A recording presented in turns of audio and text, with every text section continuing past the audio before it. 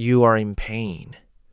Real, grinding, impossible to ignore pain.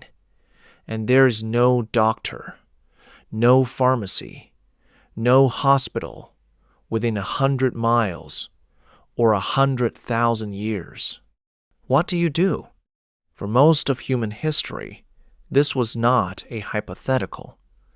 It was Tuesday. And what your ancestors did next, the methods they used, the logic they followed, the things they put inside their own bodies, is stranger than almost anything you can imagine. Some of it was madness. Some of it was desperation. And some of it astonishingly worked. This is the story of ancient medicine, and it starts with a hole in your skull. Trepanation, that is the clinical word. What it means, in plain terms, is drilling or scraping a circular hole through a living person's skull while they are conscious. Archaeologists have found trepanned skulls on every inhabited continent in Peru, in France, in Kenya, in China. The oldest confirmed example comes from a Neolithic site in France, dating back roughly 7,000 years. The patient survived. You can tell because the bone showed regrowth around the edges of the hole, which only happens if the person lived for weeks or months after the procedure. Why would anyone do this? The most likely explanation, pieced together by paleoanthropologist John Verano of Tulane University, who has spent decades studying pre-Columbian skulls, is that trepanation was used to treat severe head trauma, skull fractures, from warfare or falls, and possibly to relieve pressure building inside the brain. It may also have been performed for seizures, chronic headaches, or what people at the time understood as spiritual possession. If something invisible was living inside your head and causing you to shake and fall and see things no one else could see, the obvious solution to an ancient mind was to give it a way out. And sometimes the ancient mind was not wrong. Modern neurosurgeons still perform a version of this procedure. It is called a craniotomy. The principle, removing a section of skull to access or decompress the brain, is identical. Your ancestors figured this out with stone tools. But trepanation was not even the strangest thing they tried. Consider the pharmacy of the ancient world. It was nothing like yours. Walk into a healer's hut in ancient Egypt around 1550 BCE, and the remedies available to you documented in the Ebers Papyrus, one of the oldest surviving medical texts in the world, included crocodile dung applied to the vagina as a contraceptive, human brain mixed with oil rubbed onto burn wounds, and a paste made from moldy bread pressed against infected cuts. That last one deserves a longer look. Moldy bread. Specifically, bread colonized by mold from the genus Penicillium, the same organism that Alexander Fleming would discover in 1928 and turn into the antibiotic that saved hundreds of millions of lives.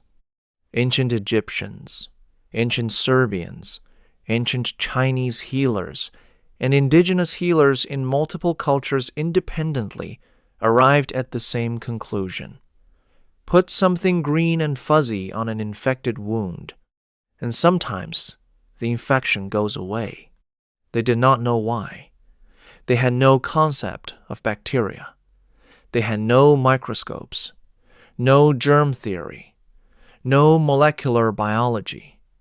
They simply observed that it worked, and they kept doing it. Microbiologist Monica Skadberg has noted that this kind of empirical discovery observation, without mechanism, is how most ancient medicine actually functioned. You did not need to understand why something worked to know that it did. This is a pattern you will see again and again in ancient healing. Willow bark was chewed for pain and fever in ancient Egypt, ancient Greece, ancient China, and among indigenous North American peoples, all independently, all before any of them had contact with each other. Willow bark contains salicin, which your body converts into salicylic acid. Aspirin is synthetic salicylic acid. Your ancestors had aspirin. They just called it a tree. But not every ancient remedy had a clean scientific vindication waiting for it. In ancient Mesopotamia, a physician called an asu might treat your respiratory infection by having you inhale the smoke of burning dung mixed with cypress and juniper. This was not random. There was a logic to it, rooted in the miasma theory of disease, the belief that illness was caused by bad air or foul smells, and could therefore be driven away by stronger, purer smells. The fumigation was doing exactly what it was designed to do. It just wasn't doing anything useful, medically speaking, except possibly by accident. Juniper contains compounds with genuine antimicrobial properties. Burning it releases volatile oils that, in a closed space, may have had some effect on airborne pathogens. Even the wrong theory sometimes stumbled into the right answer. Now, let's reconstruct a scene. Somewhere in ancient Greece, around 400 BCE, you are sick. You have a fever, a cough, and a heaviness in your chest that won't lift. Your family brings you to the temple of Asclepius, the god of medicine at Epidaurus. You do not see a physician immediately. First, you bathe.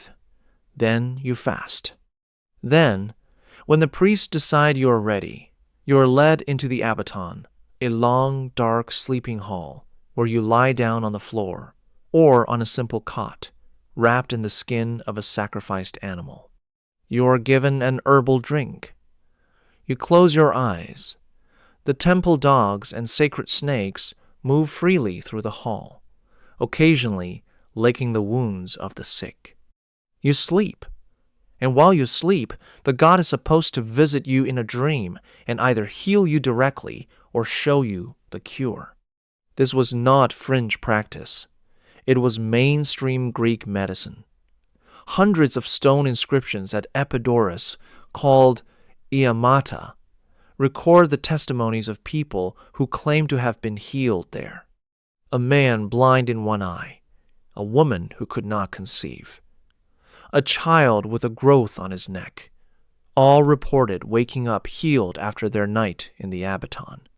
Archaeologist Edelstein and his colleagues, who studied Epidaurus extensively in the 20th century, proposed that what was actually happening was a combination of genuine therapeutic effects, the rest, the fasting, the herbal sedatives, the reduction in stress, the power of expectation, what we now call the placebo effect, is not a trick.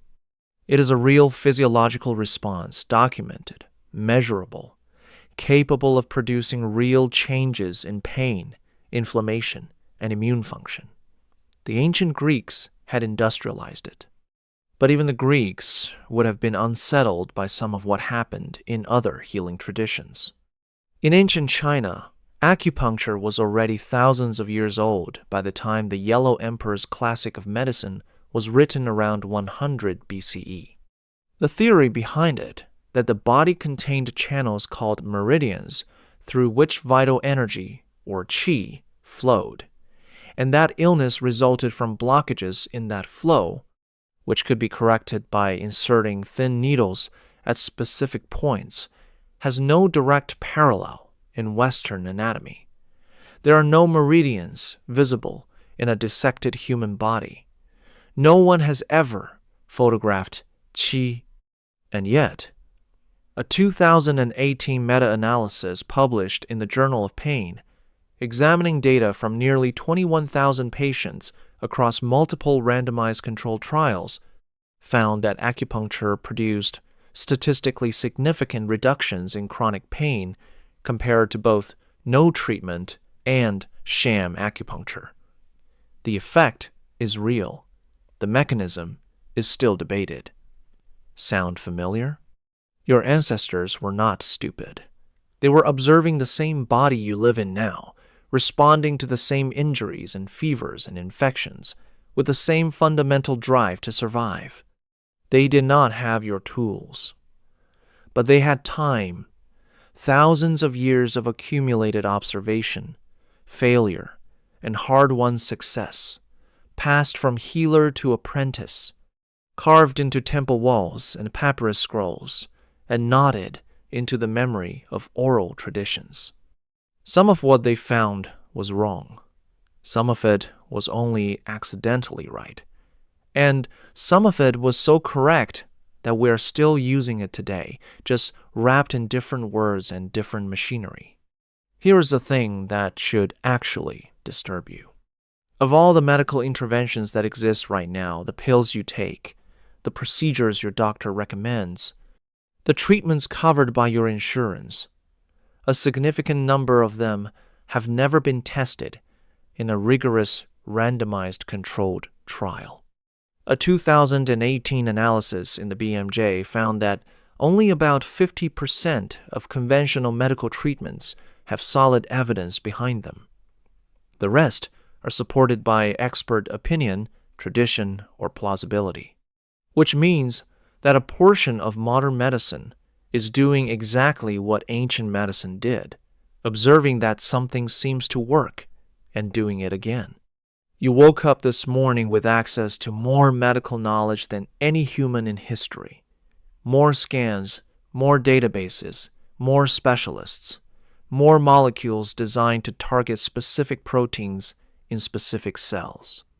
And you still don't fully understand why you sleep, why you dream, why a sugar pill can sometimes cure a headache as well as ibuprofen. Your ancestors drilled holes in skulls and pressed mold on wounds and lay in temple darkness waiting for a god to whisper a cure. Some of them were healed. The distance between them and you is not as large as you think.